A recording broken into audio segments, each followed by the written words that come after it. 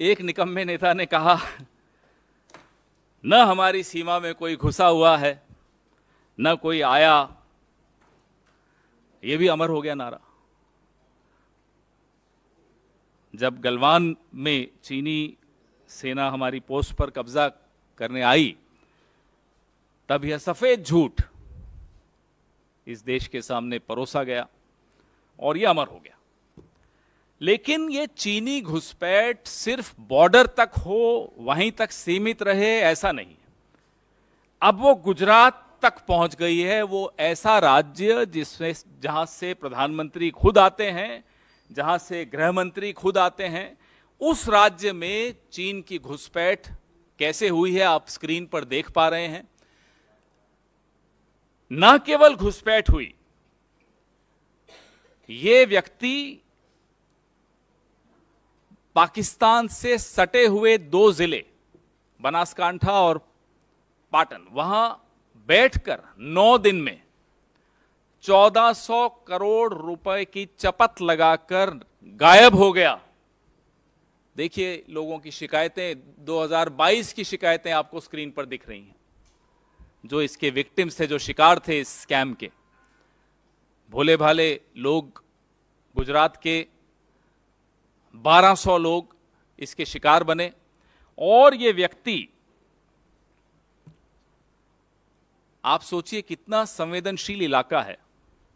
गुजरात के ये जिले जो पाकिस्तान से सटे हुए हैं, वहां एक चीन का व्यक्ति आता है, और ये उस दौरान आता है जब प्रधानमंत्री महीने में 1 या 2 या 3 या 4 बार गुजरात प्रचार करने जा रहे थे चुनाव का। उस दौरान ये स्कैम भी हो रहा था। पुलिस व्यस्त थी या पुलिस किसी दबाव में थी, ये क्या चल रहा था, इसका उत्तर आप लोग ही ढूंढेंगे। हम भी ढूंढने का प्रयास कर रहे हैं, लेकिन कुछ तो चल रहा था। अक्सर सुनाई देता है कि भाई एक चौकीदार है, वो चौकीदारी कर रहा है देश की, उसके दोस्त कुछ हैं, उनमें से गुजरात के भी, कुछ बाहर के भी, सहयोगियों के साथ मिलकर देश का पैसा लेकर बाहर चले गए। तो सुना है, देश के बाहर से एक व्यक्ति आता है, और माफ कीजिएगा, दुश्मन देश का एक व्यक्ति आता है, हमारे देश के 1400 करोड़ रुपए लूट के चला जाता है। कुछ मीडिया रिपोर्ट्स कहती हैं कि कुल मिलाकर नुकसान 4600 करोड़ का है, क्योंकि और राज्यों में भी ये डेनी डेटा नाम की जो ऐप थी, और इस ऐप को प्रचारित कौन कर रहा है आप स्क्रीन पर देख रहे हैं। पुलिस बेचारी अपनी तरफ से तो नहीं प्रचारित कर रही होगी, उनको भी कहीं से निर्देश हुए होंगे। पुलिस के जवान इस ऐप को प्रचारित करते हुए आपको इन चित्रों में दिख रहे हैं। तो ये इशारा कहां से हुआ?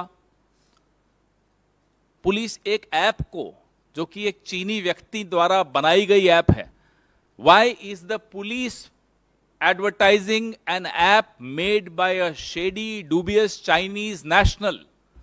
How could that Chinese national come to Gujarat and go to sensitive districts which are bordering with Pakistan and do this online app-based gambling and loot 1400 crores from 1200 people of Gujarat? Don't forget, it's the same state where the home minister comes from, where the prime minister comes from, and they keep talking about the Gujarat model. ऐसे राज्य में यह हुआ। चौकीदार साहब बोलते हैं, साहब हमने चीनी ऐप्स पे बैन लगा दिया और चीन की झालरों पर बैन लगा दिया। यहां तो क्या हो रहा है, आपके सामने हो रहा है। तो ये संभव नहीं है कि जिस साहेब की इशारे के बगैर पत्ता नहीं हिलता इस देश का, उनके आंगन में चीनी घुसकर आया, 9 दिन रहा, 1200 लोगों को शिकार बनाया, 1400 करोड़ रुपए लूट के चला गया। या तो जो कहता है मैं चौकीदार हूं, वो चौकीदारी ठीक नहीं कर रहा, या फिर और ज्यादा गंभीर मामला है। हम तो बहुत सवाल पूछ चुके हैं, साहब चीन से आपका रिश्ता क्या है, हम तो बार बार पूछते हैं। जब आज से 20-21 साल पहले आपको कहीं का वीजा नहीं मिलता था तो चीन आपका बड़ा स्वागत करता था और आप बार बार चले भी जाते थे। तो ये रिश्ता क्या है? इस रिश्ते के चलते भारत को ना केवल सीमाओं पर नुकसान हो रहा है, आपने तो बड़ी बड़ी ढींगे हाँकी थी, गुजरात के लोगों को भी और देश के पूरे देश के लोगों को भी मूर्ख बनाया था कि साहब ढोलेरा में चीन के सहयोग से गिफ्ट सिटी बन रही है, वहां स्मार्ट सिटी बन रही है। स्मार्ट सिटी कहां बनी? स्मार्ट सिटी बनी अरुणाचल में, हमारे बॉर्डर के भीतर आके चाइना स्मार्ट सिटी बना के चला गया। तो उस वक्त आपने चीन के नाम से मूर्ख बनाया, और तो और गुजरात के करिकुलम में चीन की भाषा तक लाए आप। क्या चीन का प्रेम है साहब आपके साथ? चलिए, आपका प्रेम आपको मुबारक हो, देश को नुकसान कैसे होगा? गुजरात के लोगों को इतना भारी नुकसान हुआ और ये मीडिया में नहीं आता तो 1 साल तो गुजर चुका था, हमें और आपको तो इसका कोई भान ही नहीं होता, कोई ज्ञान भी नहीं मिलता। तो ये सवाल बहुत गंभीर हैं कि चीन से आपके रिश्ते कितने गहरे हैं और इतने गहरे क्यों हैं कि उसकी कीमत देश की सीमाओं पर भी हमें अदा करनी पड़ती है, गुजरात में के भीतर भी हमें उसकी सीमा, उसकी कीमत अदा करनी पड़ रही है। किस स्तर तक आपके ये रिश्ते हैं? अब तो मुझे लगता है कि ये जो ऐप अनइंस्टॉल करने के जो आपके नारे थे, अब देश यह समझ चुका है कि अब ऐप अनइंस्टॉल करने से काम नहीं चलेगा, सिस्टम में एक वायरस है, अब उस वायरस को निकालना होगा। 2024 की इंतजार हो रही है कि उस वायरस को ही निकाल दें, अभी ऐप से काम चलेगा नहीं, क्योंकि रिश्ता कुछ और ही है। यहां हमारे सवाल हैं, बड़े स्पष्ट सवाल हैं।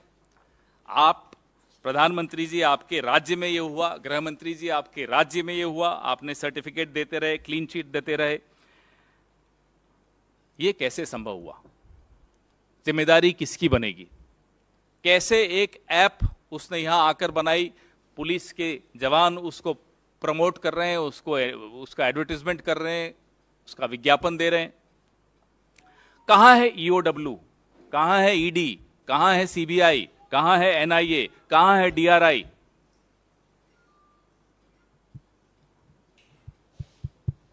या सिर्फ ये तमाम एजेंसीज विपक्ष के लिए बनी हैं? जहां देश का नुकसान हो रहा हो, देशवासियों का नुकसान हो रहा हो, वेयर आर दीज एजेंसीज? और सरकार क्या, जो अपने आप को चौकीदार मानती है, ये ट्रैवल एजेंसी बन गई है स्कैमस्टर्स की? आइए साहब, आइए, लूट के चले जाइए। तो ये सरकार चल रही है या ट्रैवल एजेंसी चल रही है? और डैनी डेटा ऐप को प्रमोट क्यों किया गया, किसके इशारे से प्रमोट किया गया? इसका जवाब ये देश मांग रहा है। इस अभियान के पीछे, इस प्रचार अभियान के पीछे कौन था? खुद पुलिस तो मैं नहीं मानता कि अपनी तरफ से कुछ कर सकती है, बड़ा डिसिप्लिन्ड फोर्स होता है। ये उत्तर प्रदेश की पुलिस आपने देखी अभी टीवी पर, स्क्रीन पर।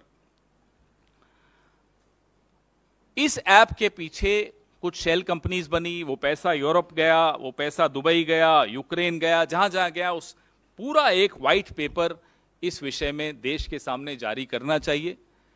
देश को जवाब चाहिए। जो 1200 लोगों का 1400 करोड़ लुटा है, वो जवाब मांग रहे हैं। आपके सवाल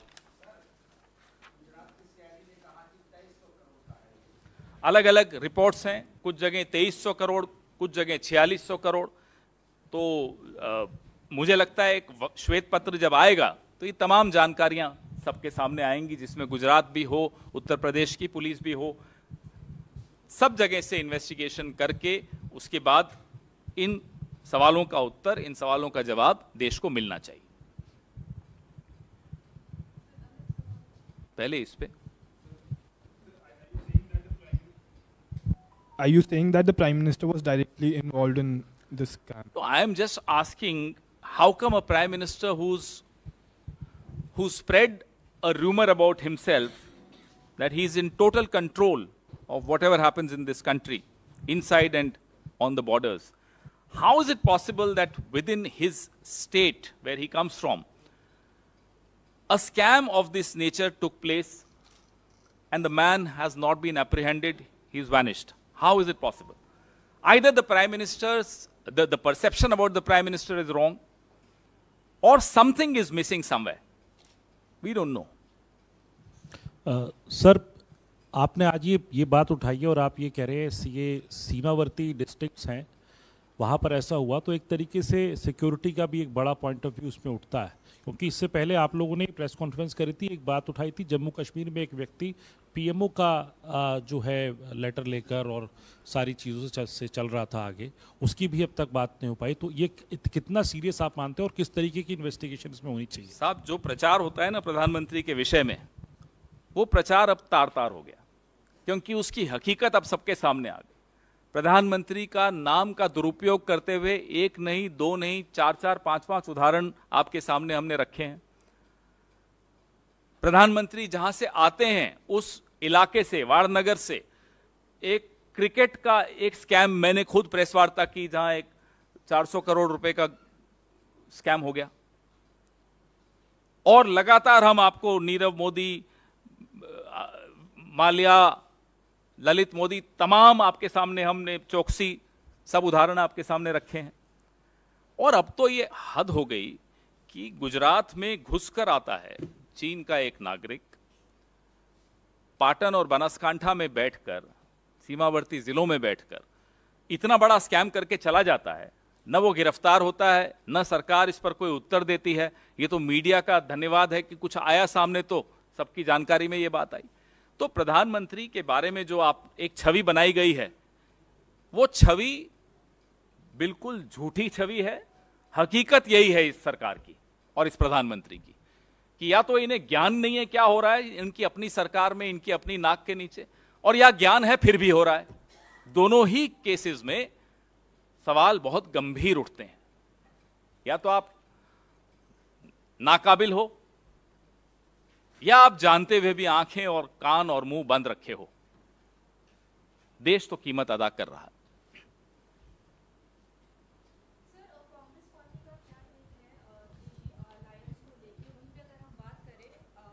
आपके पार्टी के लीडर संदीप दीक्षित का भी एक बयान आया है, जहां उन्होंने ये कहा है कि हमें बार बार आम आदमी पार्टी को कोई क्लैरिफिकेशन देने की ज़रूरत नहीं है। जिस तरीके से 2 दिन पहले उन्होंने बोला कि हम मीटिंग जो होने वाली है मुंबई, उसमें हम पार्ट नहीं लेंगे, तो we should not give every time clarification to Aam Aadmi party. वो तो 2 दिन पुरानी बात हो गई, वो तो बात भी खत्म हो गई। अब इस पे संदीप दीक्षित जी ने आज बोला, उन्होंने आज कहा होगा, लेकिन ये बात तो 2 दिन पुरानी, वहीं वो चैप्टर वहीं क्लोज हो गया था। तो अब उस चैप्टर को मैं नहीं समझता कि रीओपन करने की कोई आवश्यकता है किसी को भी।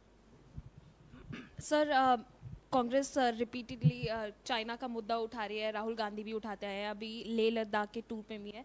क्या राहुल गांधी उन एरियाज़ को विजिट करेंगे या उनके आसपास के एरियाज़ को विजिट करेंगे जहां पर आप लोग बोल रहे हैं कि चाइना जो है वो इंट्रूड कर रहा है हमारी टेरिटरी में? क्या उस एरिया में भी जाने का कोई प्लान है? जहां राहुल जी या किसी को भी जाने की अनुमति है, वहां तो जाया ही जाता है। और उनका क्या कार्यक्रम है, किससे मिलेंगे, उन सब के बारे में विस्तृत जानकारी जब आपको देनी होगी ज़रूर देंगे हम लोग। लेकिन चीन एक गंभीर विषय है। चीन की जो बुरी नज़र है हमारी सीमाओं पर, उसका उत्तर हम देने में नाकामयाब रहे हैं as a country, as a government. इसमें किसी को कोई संशय नहीं है। बात की थी आपने लाल आंख दिखाने की, आपके अपने राज्य में घुसकर वो 1400 करोड़ का स्कैम करके निकल गए और आपको कुछ जानकारी नहीं थी, ये कैसे मान लें हम? तो सवाल बहुत गंभीर है चीन पर। और चीन से प्रधानमंत्री के जो रिश्ते हैं, वो रिश्ते भी बहुत बड़ा प्रश्न चिन्ह खड़ा करते हैं। सर, इंडिया जो अलायंस हुआ है, ये लोकसभा चुनाव 2024 के लिए हुआ है या फिर अपकमिंग जो 5 राज्यों में विधानसभा है उनके लिए भी है? और दूसरा सवाल है सर, कल एमपी और छत्तीसगढ़ की बीजेपी ने पहली लिस्ट जारी की है, ऐसा पहली बार हुआ है, पहले कांग्रेस अक्सर करती आ रही है, क्या कहेंगे इसको लेकर के? वो कितनी लिस्टें कितनी कभी भी निकाल दें, उससे क्या फर्क पड़ता है? हारने का तो दिन एक ही है ना, फिक्स्ड। रिजल्ट तो ऐसा नहीं ना कि पहले आ जाएगा उनके लिए। उनकी हार तो उसी दिन होगी जिस दिन हमारी जीत होगी, वो तारीख नहीं बदली जा सकती। पहला सवाल आपका बड़ा रोचक है। इंडिया अलायंस आने वाले लोकसभा की लिए एक स्ट्रैटेजी बना रहे हैं कि किस तरह से इस सरकार को शिकस्त दें। बड़ा स्पष्ट है, बार बार ये दोहराया जा चुका है। पवन जी, एक सवाल ये है कि जो दो तीन चीज़ें आनी है। एक तो अन अकेडमी वाला एक मसला आया है, एक अशोका यूनिवर्सिटी को लेकर के भी आया, वहाँ के कुछ प्रोफेसर्स ने एक स्टेटमेंट जारी किया। ये जो शिक्षा जगत से जुड़ी हुई जो चीज़ें चल रही हैं कुछ स्टेटमेंट्स को लेकर के, उसको आपकी पार्टी का क्या उस पर रुख है? देखिए किस साहब, तरीके से जहां तक मैंने उस अध्यापक की बात सुनी, वीडियो देखा, तो उसने तो किसी का नाम नहीं लिया, उसने तो अनपढ़ नेता बोला। अब कोई पर्सनली ले लेता है तो उसमें तो कोई क्या कर सकता है। उनको क्यों लगा उन्हीं के बारे में बात हो रही है? इन्हें तो नहीं लगा, हमें तो नहीं लगा, कांग्रेस में से तो किसी को नहीं लगा। भाजपा को क्यों लगा कि उन्हीं के नेता की बात हो रही है? और शिक्षा से, शिक्षण जगत से ऐसा क्या दुश्मनी है इनकी कि जब से सरकार में आए हैं साहेब, यूनिवर्सिटीज के पीछे पड़े हुए हैं। वो उस्मानिया यूनिवर्सिटी हो, जवाहरलाल नेहरू विश्वविद्यालय हो, अलीगढ़ मुस्लिम यूनिवर्सिटी हो, अशोका यूनिवर्सिटी हो, प्राइवेट एकेडमीज हो, जहां देखो यूनिवर्सिटीज पे इनको जैसे विशेष दुश्मनी है कि जहां ज्ञान हो। अब या तो साहब आप हर विश्वविद्यालय का नाम बदल के व्हाट्सएप विश्वविद्यालय रख लो, फिर देखो कैसे रिश्ता इनका ठीक होता है विश्वविद्यालय से। इनको लगता है ज्ञान का एकमात्र स्रोत है, there is only one source of knowledge and wisdom which is WhatsApp. तो जब कोई व्हाट्सएप से इतना प्रभावित हो तो जाहिर सी बात है उसको विश्वविद्यालयों से और ज्ञान के इन मंदिरों से दुश्मनी होगी।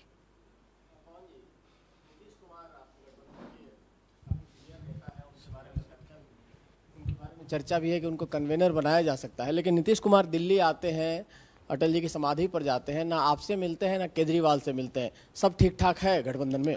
आप क्यों चाहते हैं कि हम भी अपनी राजनीति उतनी ही संकुचित कर दें, अपनी मानसिकता उतनी ही छोटी कर दें जो हमारे विरोधियों की है? कि साहब नेहरू जी से दुश्मनी लेके बैठे हुए हैं साहब, बताइए। तो आप चाहते हैं कि हम भी वैसे ही हो जाएं कि अगर कोई प्रधानमंत्री हमारी सरकार या हमारी पार्टी का नहीं हो तो हम उसको बिल्कुल इज्जत देना बंद कर दें, आदर देना बंद कर दें? आप माफ कीजिएगा, हम अपनी मानसिकता मोदी जी की वजह से तो नहीं बदलेंगे। हमारी मानसिकता भारतीय मानसिकता है, इंडियन मेंटालिटी है, वैसी ही रहेगी, कोई बदल नहीं सकता। Sir, audio has been accessed by Times Now, our channel, of Aam Aadmi Party MLA Naresh Balyan, in which he was speaking to a gangster Kapil Sangwan to extort money from businessmen and builders as well. How do you see this entire matter, sir? Do you think that there should be a proper investigation that should take place? No, I hope and I'm sure that the party which came to power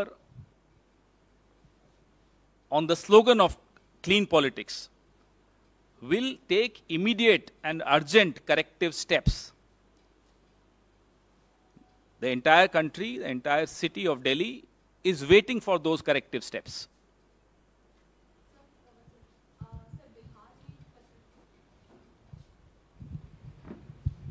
sir, Bihar के अररिया में एक पत्रकार की गोली मारकर हत्या कर दी और कल ही मुख्यमंत्री नीतीश कुमार का एक बयान आया था जिसमें उन्होंने कहा था कि अपराध कम हो रहा है। अब बीजेपी इस पर ये कह रही है कि जंगल राज को जनता राज बताया जा रहा है बिहार में, और लगातार इससे कुछ दिन पहले एक पुलिसकर्मी की भी हत्या की गई थी। लगातार जो बढ़ते हुए अपराध हैं, इस पर क्या कहना है सर? कांग्रेस पार्टी की तरफ से श्रद्धांजलि दैनिक जागरण के उस पत्रकार को जिसकी आज हत्या हुई अररिया में। सरकार सजग है, इसमें कोई शक की बात नहीं है। अपराधियों की गिरफ्तारी तुरंत होगी, हमें पूरी उम्मीद है, और इस तरह के अपराधों पर लगाम करने की जो प्रयास है सरकार के, वो कामयाब होंगे, इसकी भी हमें पूरी उम्मीद है।